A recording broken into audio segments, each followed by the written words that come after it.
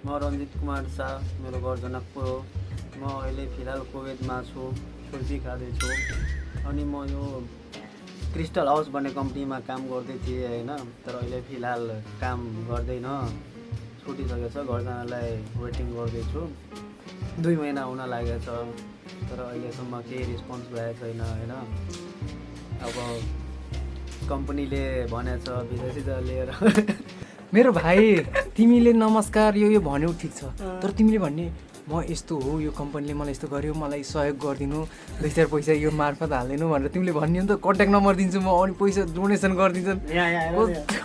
मैले त सोचेँ यार तिमीले बोल्दा बोल्दा साला रोइदिन्छन्, रोएर यसो भिखै माग्छन् कि भनेर झन् एक्सपेक्टेसन गरेको सकिगयो नि यार। भन्नु सिकाउनु न यार, अब घर जाँदैछन् भाइलाई यार, पैसा कति छ?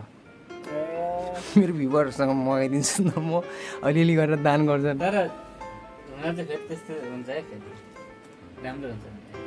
त्यस्तै मजाकमा सञ्जोग दाई तपाईँ पनि भन्नु नि त, केही कुराहरू राखिदिनु भन्नु दाइ।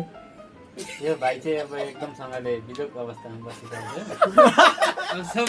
सबैले हाँसेपछि कहाँ हुन्छ त?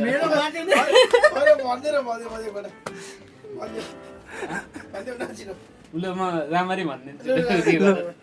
ल देखाउनलाई समातेर राख्छु न। ल त 1 2 3 4 1 2 3 भन, ल भन प्लिज मत, ल भन।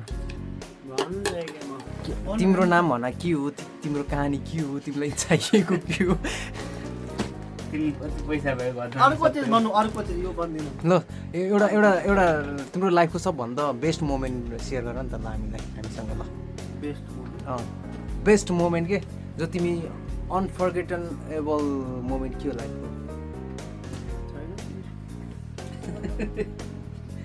तिमी अहिले ठ्याक्कै 1 करोड पैसा भेट्नु भने के गर्नु? हेलो नमस्ते। यो दाइ हो सञ्जीव, नेपाली हो होइन।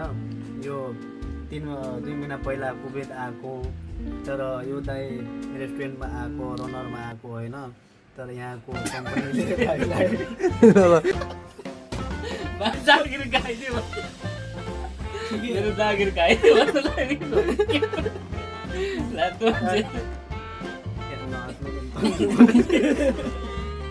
लास्टमा चाहिँ मेरो जागिर खाइदियो भने यसलाई घर ऋण लिएर आएको छ 3 लाख रुपियाँ नेपालबाट। मेरो बाबाले ठगेछ पैसा होइन। अब यहाँ गयो भने पैसा पनि पाउँदैन, यस्तो स्थिति छ, वार चलिरहेको छ, कसरी जान्छ? कम्पनीले पैसा पनि दिँदैन जान्नलाई। सास भेट्दैछ। ल लामो 1 2 3 ल भन त, दाइको बारेमा चाहिँ केही नभन ल, आफ्नै विगतको कहानी। नमस्ते, मेरो नाम रञ्जित कुमार शाह हो होइन। मेरो घर जनकपुर हो। हामी नयाँ ब्लग स्टार्ट गर्न एउटा मोबाइल किनेछौँ, Samsung ultra 25, Samsung S25 ultra होइन। सेल्फी जाने अर्को अब मेगा स्टार दाइको त एन्ट्री त नाचेर हुनुपर्ने हो। कुन चाहिँ मन्त्र हान्नुभयो अरे? हाम्रो पर्दाको लागि बाटो छ, ल बस्नु दाइ।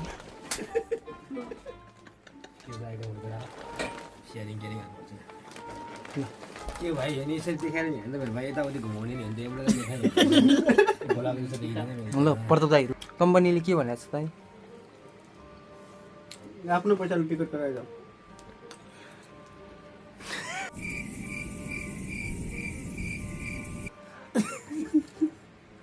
रञ्जित भाइको पनि बिचारा स्थिति खराब छ। कम्पनीले जुत्रा गाडसँग क्यामेरा दाइ चाहिँ हाई भन्नु न यार, कस्तो तपाईँ हाई भन्नु न। खोइ मस्त हुन्छ।